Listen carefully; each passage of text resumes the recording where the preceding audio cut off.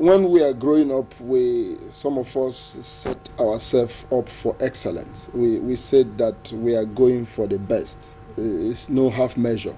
So we started every step and all steps to accomplish a full measure and full excellence. So, someone like me is an excellent person. It is excellent in everything I do. I've also been at vanguard of leadership in Nigeria.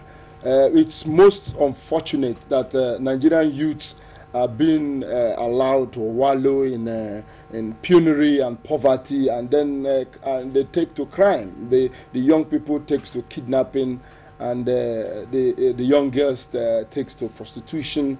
This is not the Nigerian our forefathers has dreamt for us.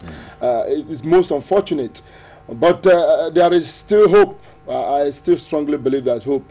All I can say is that it has never been anything good, for this country. This is a country that our forefathers has planned that our youths will have the best. Best of everything, best in education, best in sports, best in their development.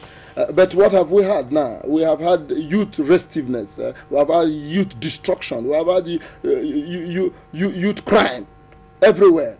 It's very pathetic. It's very, very pathetic. This is not the youth that we hope for. This is not the youth that we built. This is not the youth that we led. Because we are people of excellence. But the only thing I've always said to our youth and on youth gathering these days is that let them know that there is still hope. There is still hope. At the end of this darkest tunnel, the light is coming.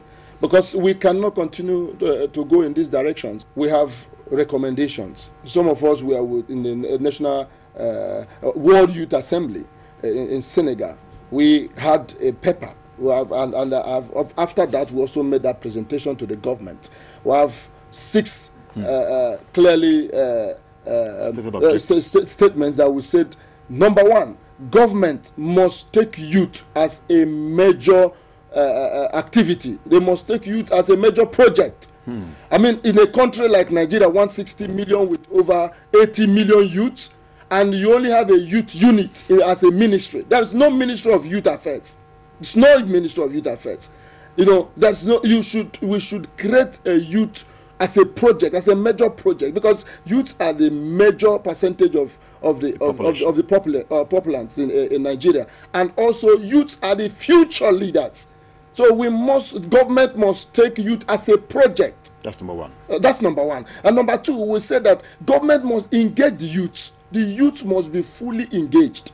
You see, this attitude about leaders not thinking that youths are children. Youths are not children. We have even described who is a youth. We said youth is someone from his adolescence from the age of 18 to 45. From age of 18 to 45. And someone from the age of 18 to 45, it cannot be a child. So youth cannot be, we can't have Ministry of Youth and Women Affairs. Youth and women are not the same. Are not the same. The youth have all the energy. So government must engage the youth, engage their energy to productive sectors. Okay. And then number 3, we also said that government should take youth more seriously than ever. The youth must be taken more seriously than ever by training. That we must develop a training program for Nigerian youths.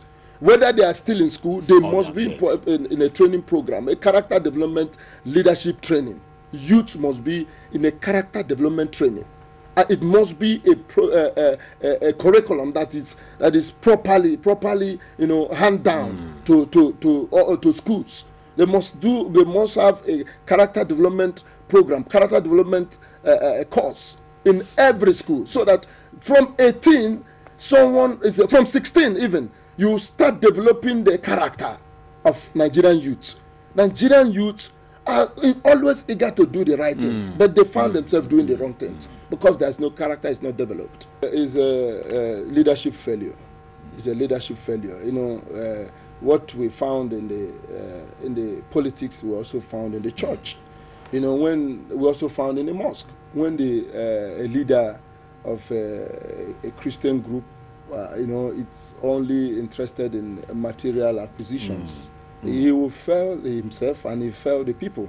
In the mosque, it's not different. You know, when the imam in charge of the mosque is only interested in acquisition of kingdoms and palaces, and being called a sheikh, and everybody being praising him or her.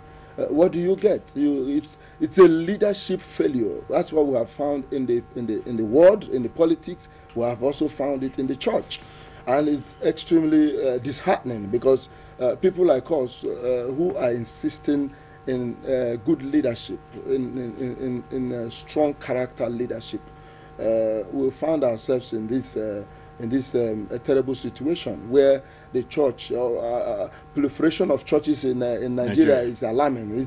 We can get 10 churches in every street. You know, so you have a church in every 100 meter, and then you can also get mosque at big mosques at every locations in other places.